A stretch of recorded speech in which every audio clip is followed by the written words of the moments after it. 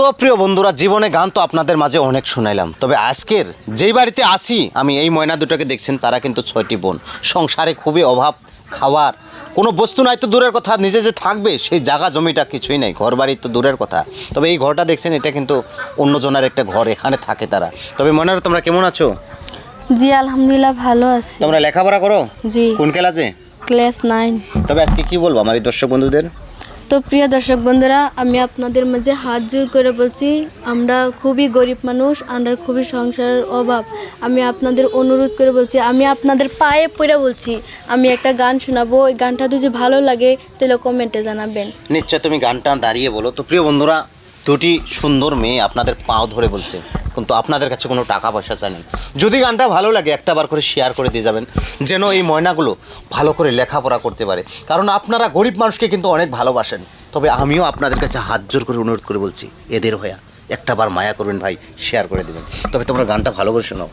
শুনো শুনো ভাইরাল গো মঞ্চের ভাই, শোনো আমার কথা। আমার বাবা গরিব মানুষ, নাই যে টাকা পয়সা, সবাই মিলে সাপোর্ট করবেন, যায় অনুরোধ করিয়া। সবাই মিলে শেয়ার করবেন, যায় পায়ে ধরিয়া। একটি বাবার 6টি গো মাইয়া, করে লেখাপড়া করতে গো গেলে লাগে অনেক টাকা। সবাই মিলে সাপোর্ট করবেন, যায় অনুরোধ করিয়া। সবাই মিলে শেয়ার করবেন, যায় অনুরোধ করিয়া।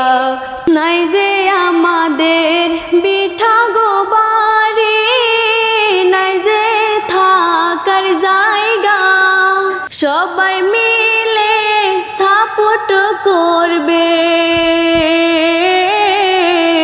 যাই যে অনুরোধ করি। সবাই মিলে সাপোর্ট করবেন, যায় অনুরোধ করিয়া। সবাই মিলে শেয়ার করবেন, যায় পায়ে ধরিয়া। তো প্রিয়